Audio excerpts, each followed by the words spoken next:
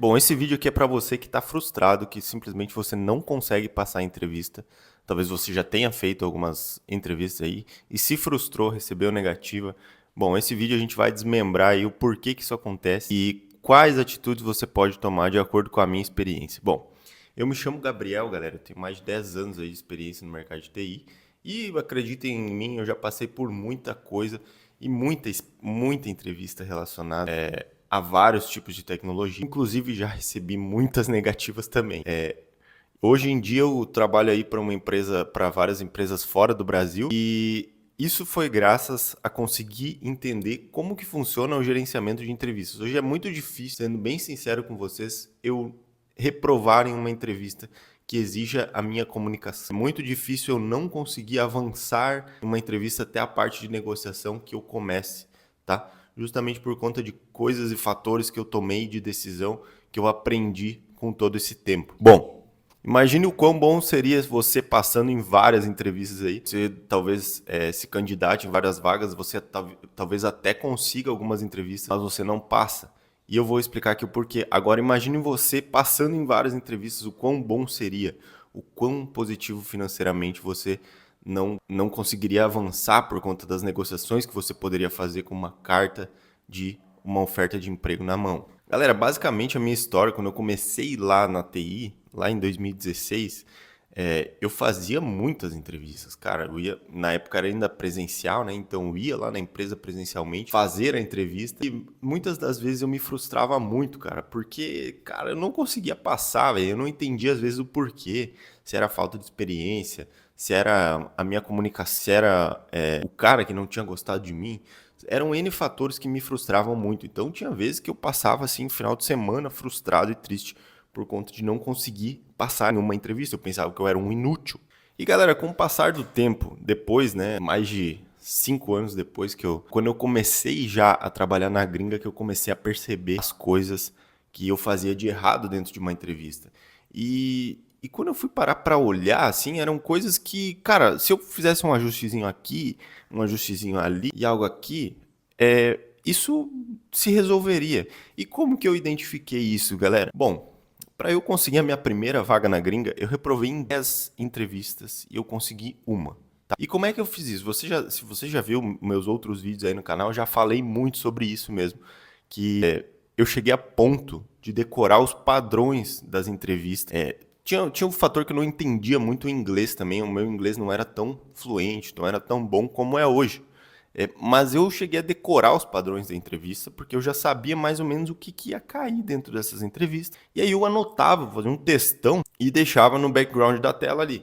Então quando o cara me perguntava alguma coisa, eu até saberia explicar normalmente, assim, como eu estou conversando com vocês aqui. Eu saberia explicar, saberia contar. Só que às vezes tinha vários outros fatores que impediam de eu falar uma resposta que fosse adequada ou coerente para aquela pergunta. Então eu acabava tendo uma muleta ali, que era aquela cola ali na lateral, para eu saber responder as perguntas. E chegou numa entrevista que acabou dando certo, né? E caiu essas perguntas aí, eu consegui explicar bem. Também lembro de não só ter essas perguntas, teve outra entrevista, teve outra pergunta que eu consegui falar e desmembrar muito bem.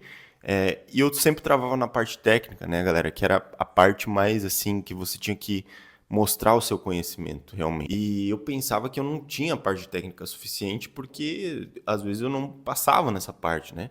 Só que na real, galera, é que na minha cabeça estava tudo estruturado, só que na hora de eu falar, na hora de eu passar para o entrevistador, ele não percebia os critérios que ele tinha que perceber para tomar uma decisão, passou ou não passou, tá ligado?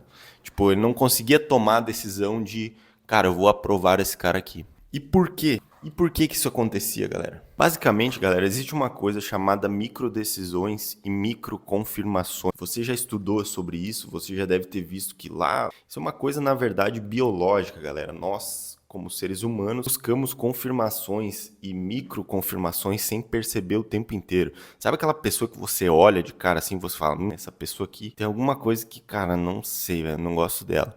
Às vezes nem é alguma coisa, tipo, que você tem algo de errado com aquela pessoa, não é isso.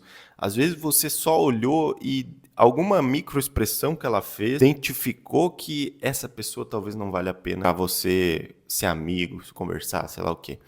E na verdade, se você for conversar com ela, não é isso mesmo. Mas a nossa primeira impressão, o nosso primeiro olhar é às vezes o que vai ficar com aquela impressão daquela pessoa. E por que isso acontece? Galera, que no passado, quando a gente via leão ou um urso, a gente não precisava pensar assim, será que esse bicho aqui, será que ele é um animal que vai me matar ou será que ele é um cara que eu posso conversar com ele? Não, a gente tinha que assim ir correr, né, galera? Corre, tipo assim, é isso, entendeu?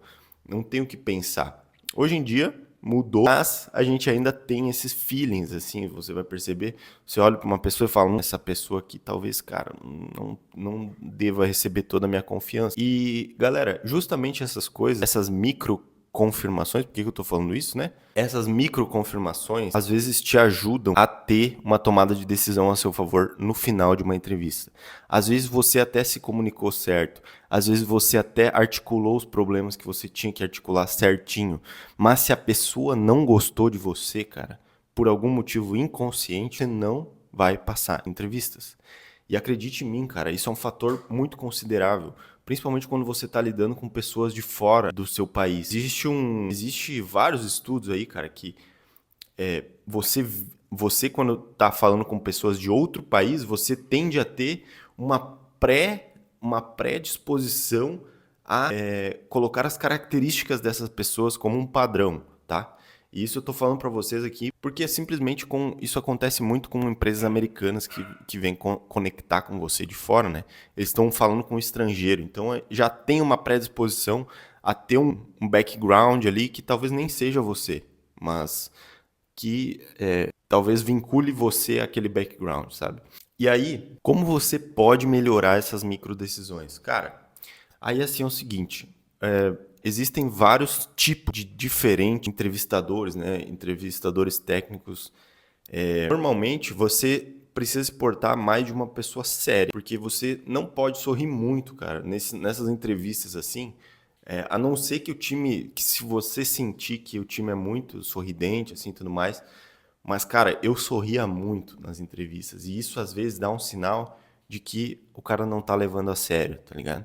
Tô falando que minha experiência pra vocês, você pode concordar ou não, mas quando eu fazia entrevistas, eu comecei a gravar as minhas entrevistas e eu notava que eu sorria muito, ficava muito aberto, né? Isso não é muito positivo quando você quer assumir um cargo alto, cargo às vezes de liderança ou às vezes um cargo de programador, porque dá a impressão que você não está levando a sério aquela entrevista, aquele trabalho.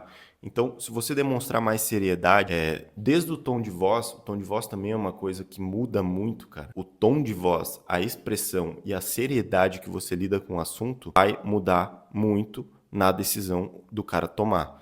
Se você mostrar firmeza no olhar, na tomada de decisão, na voz e não sorrir muito, cara, você já avançou aí com, sei lá, 50% da entrevista. Porque, cara, tem vezes que você vai perder uma entrevista simplesmente por deixar esses fatores de lado.